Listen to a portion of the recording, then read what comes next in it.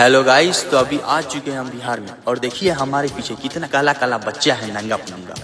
और ये सब है बिहारी, सॉरी बीमारी।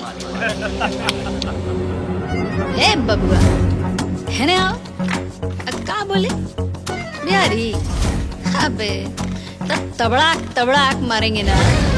हमें बिहारी थोड़ा लिमिट में रहिएगा, कट्टा दिखाएंगे तो बाप बाप कहिएगा, दिया हुआ चोट मेरा आप नहीं सहिएगा। हमें बिहारी थोड़ा लिमिट में रहिएगा, हमें बिहारी थोड़ा लिमिट में रहिएगा।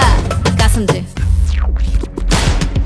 यूपी से आ रही बा, दुनिया पे भारी बा, चर्चा भी जारी बा, हमारे रंगदारी बा। बूझ नहीं पाइएगा कितना भेस है, 18 के उम्र में 36 गो केस है। अपने पे आए तो छीन नहीं पाइएगा, हमें बिहारी थोड़ा लिमिट में रहिएगा।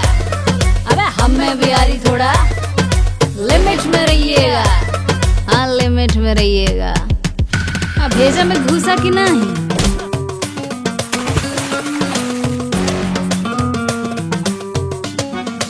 अरे हाई सुनो,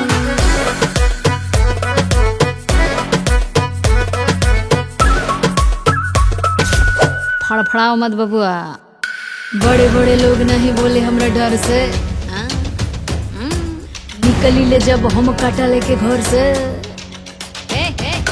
बड़े बड़े लोग नहीं बोले हमरा डर से, निकली ले जब हम काटा लेके घर से। हंसी हंसी जान दे तो मंगबो जो प्यार से, बैठबो तो छेद कर दे हथियार से। धुआं धुआं कोई दे जो हमसे अजुराइएगा। हमें बिहारी थोड़ा लिमिट में रहिएगा, कि हमें बिहारी थोड़ा हमें लिमिट में रहिएगा। थोपड़ा बिगड़ जाएगा, लिमिट में रहिएगा,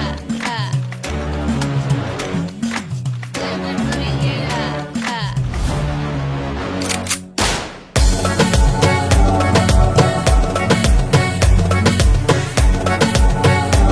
ये भी सुनो ना, थोड़ा मैं सॉफ्ट भी हूँ ना। पप्पा की परी हूँ, मॉम की दुलारी, सभी कहेला हमरा बड़ी संस्कारी बड़ी संस्कारी। अबे पूछ लेना इमरान से केटी के बारे में, कितना मर्डर हम किए हैं कुआरे में। खोखा दिखाएंगे तो गिन नहीं पाइएगा, हमें बिहारी थोड़ा लिमिट में रहिएगा। अबे हमें बिहारी थोड़ा लिमिट में रहिएगा। अबे बिहारी हूँ, भारी हूँ, ऐसा तबड़ाक बजाऊंगी ना झंझना जाएगा बेटा। लो